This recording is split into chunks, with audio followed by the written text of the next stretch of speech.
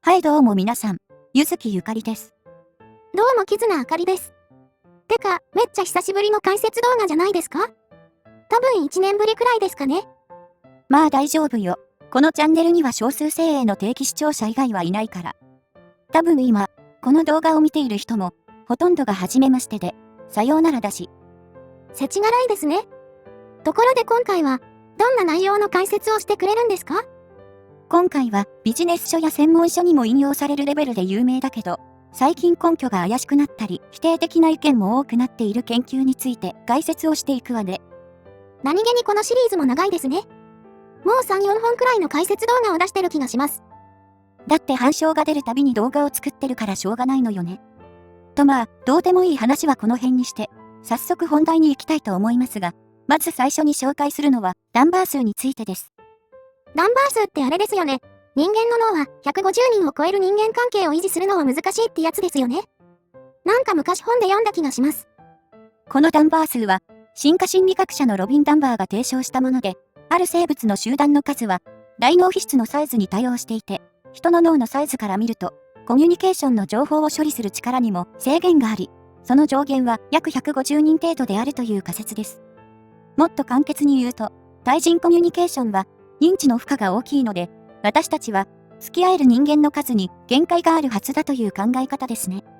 これは心理学を知らなくても、かなり有名な学説の一つじゃないでしょうか。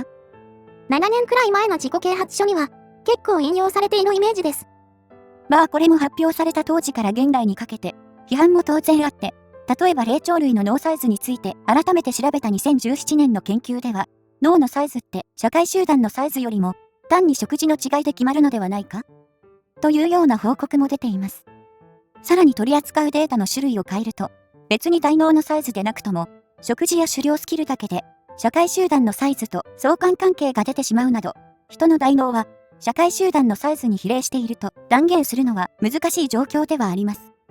また、ストックホルム大学の研究では、ロビン・ダンバーが行ったオリジナルの分析を、より大きな3つのデータセットを使って再検証し、2つの異なる統計アプローチで分析しました。ちなみに余談ですが、ストックホルム大学の研究は、オリジナルの研究よりも、かなり広範囲なデータと高度な統計手法を使っていて、精度はより高いです。そして、分析の結果、ダンバー数の推定値にはばらつきが大きく、95% 信頼区間も大きいので、ダンバー数の推定値は信頼性が低いそうです。そのため、150人という一つの推定値で、人間のグループサイズの認知的限界とみなすことはできず、脳が一付き合いを処理できる人数は、4人から508人の間に収まる可能性もあるとのことです。いや、4人から508人って相当ばらつきが大きいですね。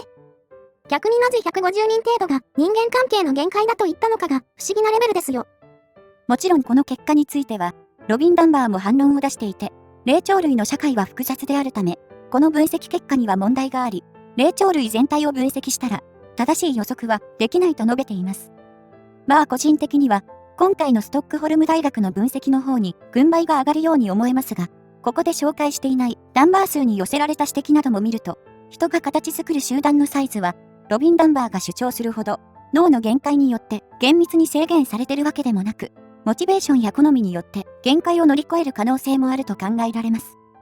要するに、ロビン・ダンバーが当初の仮説とした、大脳のサイズが最適に機能する集団のサイズについては振り出しに戻ったということです。こういった有名どころにも疑問が投げかけられるのは、やっぱり技術力の進化ですかね。まあ、発表された研究論文を再現したり、照らし合わせた結果として、その有効性に疑問を投げかけられることは往々にしてあるわけで、珍しくはないわ。というわけで、次に紹介するのはダニング・クルーガー効果についてです。ダニング・クルーガー効果とは、1999年に発表された有名な心理現象で、ある特定のタスクが苦手な人は、自分が実際よりもはるかに優れていると思い、そのタスクが非常に得意な人は、自分の能力を過小評価する傾向があるというものです。近年の心理学を扱うビジネス書や自己啓発書の文章で言えば、バカは自分の頭の悪さに気づけない。無知な人は、自らの無知には気づけず、傲慢で根拠なき自信を持つ傾向にある、という説明をされることも多いです。ああ、なんかダニング・クルーガー効果とは直接関係ないかもしれませんが、頭が良い人ほど謙虚で、頭が悪い人ほど傲慢であるみたいな話を、なんかの動画で見たときに、本当かとは思いましたけど、それについて一問一答するなら答えはノーで、別に、頭の良い人の全員が謙虚でもないし、頭が良くない人が全て傲慢であるというのも逆に不自然でしょ。というか、この場合の頭の良し悪しって何？ってところから始まるしね。さて、ちょっと話がずれたので、話題を戻しますが、ダニング・クルーガー効果については、発表当初から批判も当然あり、2020年の論文では、ダニング・クルーガー効果とは一つの心理現象ではなく、単なる統計のマジックではないかと問題提起をしてます。その論文では、ダニング・クルーガー効果は、二つの心理現象が組み合わさった可能性があるという議論を展開しており、主に以下の二つの心理現象を挙げています。それが、優越の錯覚と平均への回帰で、優越の錯覚とは、自分は平均より優れていると思い込んでしまう誰にでも見られる普遍的なバイアスで、平均への回帰とは、二つの変数が完全に関連していないときによく見られる統計パターンです。ざっくり言えば、この二つの心理効果が組み合わさることで、特定のタスクが苦手な人は、自分のことを実際よりもはるかに優れていると感じることで、ダニング・クルーガー効果が成立するのではないかと考えたそうです。まさか、今までダニング・クルーガー効果だと思われてきたものは、どちらかが欠ければ成立しない2つの効果が合わさったフュージョンの可能性があるなんて。そして実際に、929人の IQ テストから点数のサンプルを集めて、ダニング・クルーガーに関する研究で頻繁に使用される手法で、分析を行いました。さらに、いくつかの結果に影響を及ぼす要因をコントロールして、本当にダニング・クルーガー効果が維持されるかどうかを確認しました。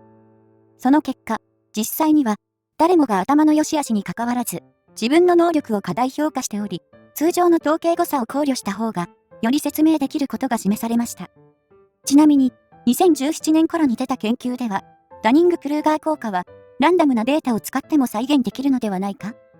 という主張がなされ、実際にコンピューターを使って作成したデータと、科学リテラシーテストを受けた人のデータを分析したところ、能力が低い人ほど自分を過大評価し、能力が高い人ほど自分を過小評価する傾向は確認されず、専門家と初心者は同じ頻度で、自分のスキルを過小評価したり過大評価するようで、どうやら知能の差は関係なく、人は誰しも、同じように自分の能力を間違えるのではないかという結論になっていました。やっぱり、人間自体が自分自身を優れているという錯覚に陥りやすいだけで、頭のいい悪いとか、それ以外の要素で傲慢になるというのは、そこまで影響の強いものではないのかもしれませんね。そうかもね。それに、ダニング博士も今日取り上げたような研究については一貫して反論していますが、新たな反証となる研究を退けられるほど信頼性の高い研究を自分自身で提示できていないため、押され気味ではあります。もちろんこれで、ダニング・クルーガー効果は完全に間違いであるとまでは言えませんが、旗色はかなり悪くなってきたと考えられます。さて、引き続き、本日最後の研究紹介にそのまま移らせていただきます。最後に紹介するのは、ジャム理論についてです。ジャム理論ってあれですよね。与えられた選択肢が多いと、逆にその選択肢の中から選ぶのを諦めてしまう的なあれですよね。まあそうね。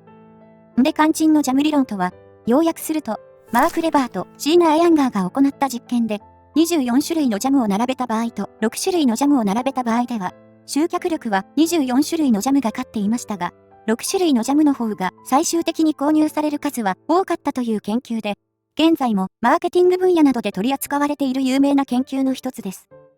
直感的に、選択肢は多い方が満足度は向上し、そして売上の促進にもつながると思ってしまうかもしれませんが、実験の結果はその逆で、むしろ選択肢を少なく絞った方が売上が良かったのです。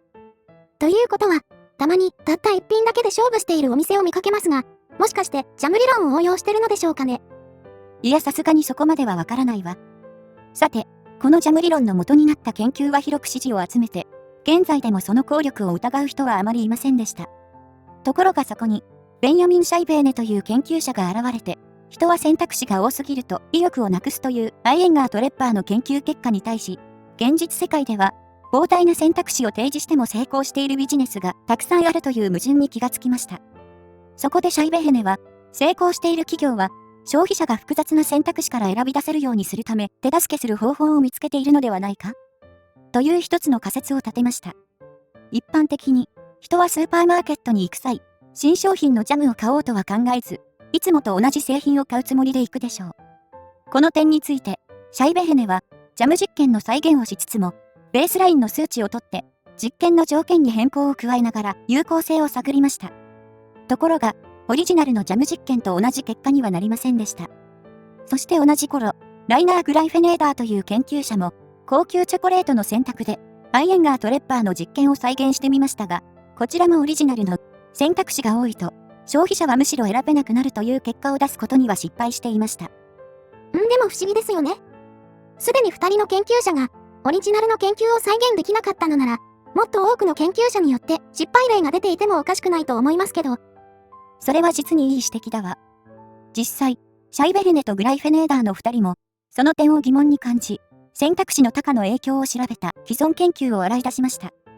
すると、研究自体はたくさんあったのですが、その大半は学術誌にすら掲載されていない、未掲載のままだったことが分かったのです。また、掲載された論文、掲載されなかった論文を含めて、すべての研究を集めたところ、実験の結果に関しては、成功と失敗が混在していました。つまり、調査した研究の結果には、選択肢を増やすと意欲が増加するという例もあれば、逆に意欲が減少するという例もあったのです。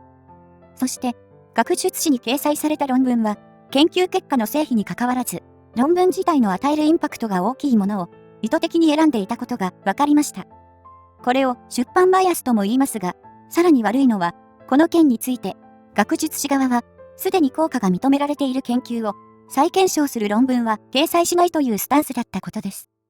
まあそのスタンスも直感的にはわからなくもないですね。例えば四則演算で 1+1 が2であることを再検証しようだなんて改めて考えませんからね。当たり前のことをわざわざ調べた研究なんかを載せたくないという学術誌側の考えが大きく反映されてしまったわけですね。と言っても、本来の研究はイノベーティブな研究ばかりではなく、既存の研究を再検証し、その有効性を調査するのも非常に重要なのよ。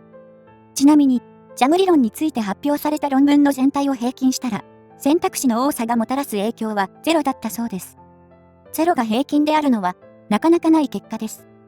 そして、今回紹介してきた研究に総じて言えるのは、常に再検証の目にさらされており、例えば吊り橋効果も話題になった3年後に逆吊り橋効果が見つかったりと、我々に馴染み深い心理学の研究は常に正しいわけではないということは、肝に銘じておかなければなりませんね。いや、今日もためになる解説ありがとうございました。もしよろしければ、ここまで残ったのも何かの縁と思っていただいて、チャンネルや高評価、コメントなどをしていただけると、次の動画作りのマイルストーンが爆速でたまります。はい、というわけで、今回はこの辺で終わりにしたいと思います。ご視聴ありがとうございました。